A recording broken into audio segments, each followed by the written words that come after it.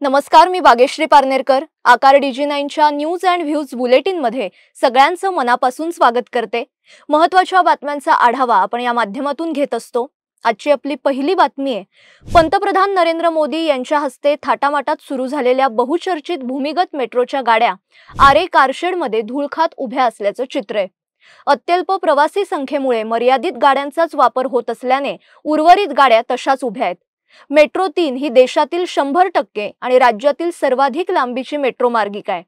मार्गिकेचा पहिला टप्पा आरे JVLR ते वांद्रे कुर्ला संकुल म्हणजे BKC असा 10 स्थानकांचा आणि 12.99 किलोमीटर लांबीचा आहे.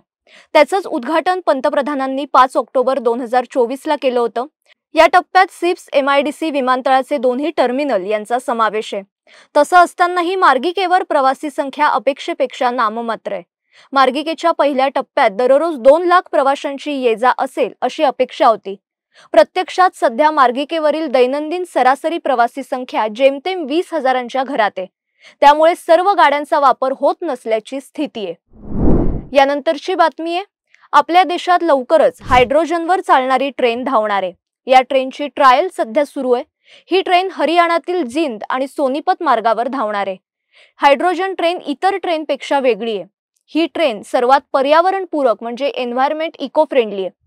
ही ट्रेन चेन्नईच्या इंटिग्रल कोच फॅक्टरीमध्ये बनवली आहे. 89 किलोमीटरच्या या मार्गावर ट्रेनचं ट्रायल सध्या सुरू आहे. ही ट्रेन ताशी 110 किलोमीटर वेगाने धावू शकते. या ट्रेनमध्ये 1200 हॉर्स पॉवरची क्षमता आहे. एका वेळी 2638 प्रवासी प्रवास करू शकतात.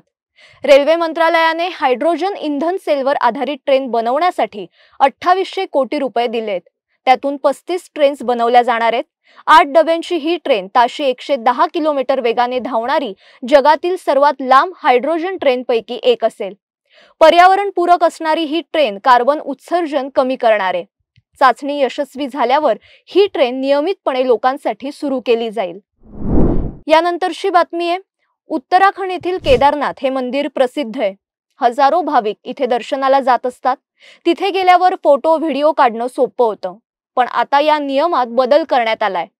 केदारनाथ धाममध्ये मंदिराच्या 30 मीटरच्या परिघात मोबाईल फोन आणि कॅमेऱ्यांना पूर्णपणे बंदी घालण्यात आली आहे. रील्स आणि व्हिडिओ बनवणाऱ्यांवर सुद्धा कडक कारवाई करण्यात येणार आहे. केदारनाथ मंदिराच्या परिसरात सुरक्षेच्या दृष्टीने अनेक महत्त्वपूर्ण बदल केले जात आहेत. त्यातच आता हा नवा नियम लागू केला गेलाय.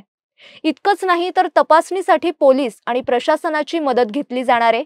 श्री बद्रीनाथ केदारनाथ मंदिर समितीने याबाबत माहिती दिली आहे.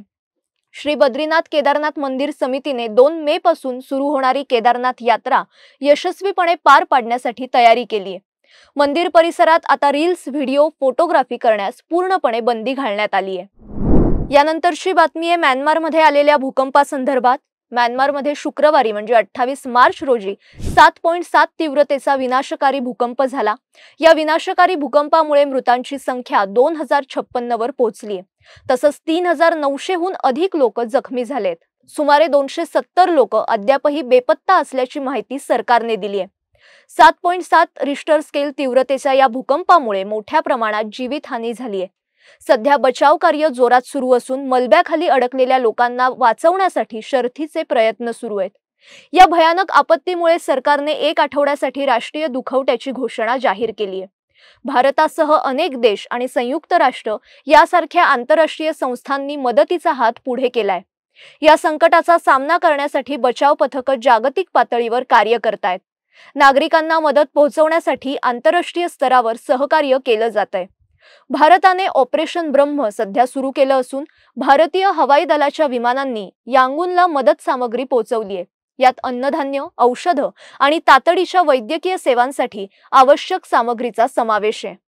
तर आजच्या बातमीपत्रात इथेच थांबण्याची वेळ झालीये. अशाच महत्त्वाच्या बातम्यांचा आढावा आपण न्यूज अँड व्ह्यूज बुलेटिन माध्यमातून घेत असतो. पुन्हा भेटूया. तोपर्यंत पाहत रहा आकार DG9.